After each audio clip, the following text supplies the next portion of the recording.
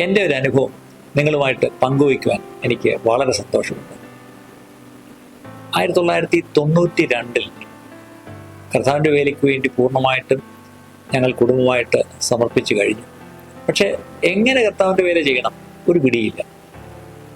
അന്നത്തെ ഒരു ചിന്ത അനുസരിച്ച് ദൈവവേല ചെയ്യണമെങ്കിൽ ആദ്യം എവിടെയെങ്കിലും ഒരു ബൈബിൾ കോളേജിൽ പോയി പഠിക്കണം.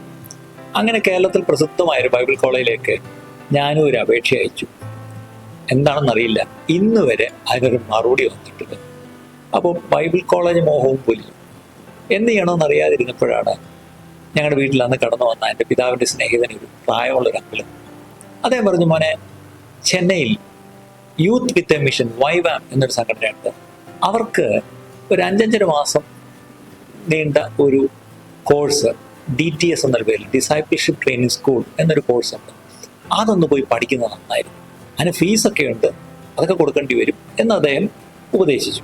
ഞാൻ ഉടൻ തന്നെ അദ്ദേഹത്തിൽ നിന്ന് അഡ്രസ്സ് മേടിച്ച് ഞാനൊരു എഴുത്തെഴുതി.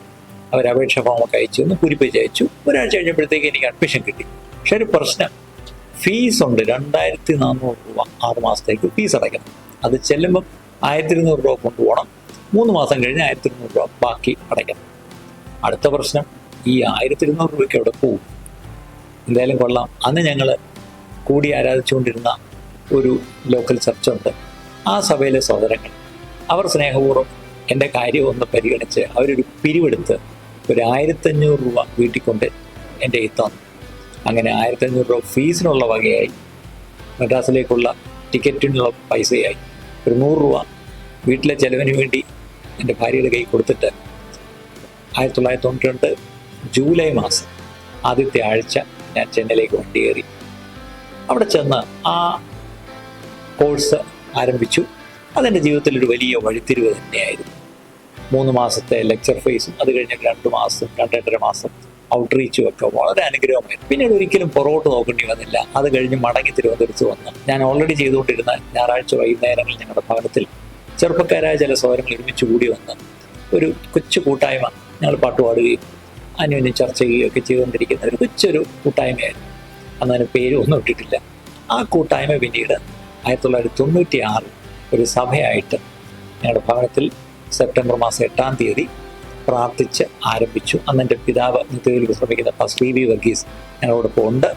അദ്ദേഹം പ്രാർത്ഥിച്ച് അന്ന് ആ ഞായറാഴ്ച രാവിലത്തെ ആരാധന രാവിലെ 8:30 മണിക്ക് ഒരു കൊച്ചു സർവീസ് 23 വരെ ഉണ്ടായിരുന്നപ്പോൾ അന്ന് സ്തോത്രാഴ്ച കിട്ടിയത് 155 രൂപയാണെന്നാണ് എൻ്റെ ഓർമ്മ. ഞാനിത് പറഞ്ഞ എന്തിനെന്ന് ചോദിച്ചാൽ, ചെറിയ ആരംഭങ്ങളെ തുച്ഛീകരിക്കരുത്.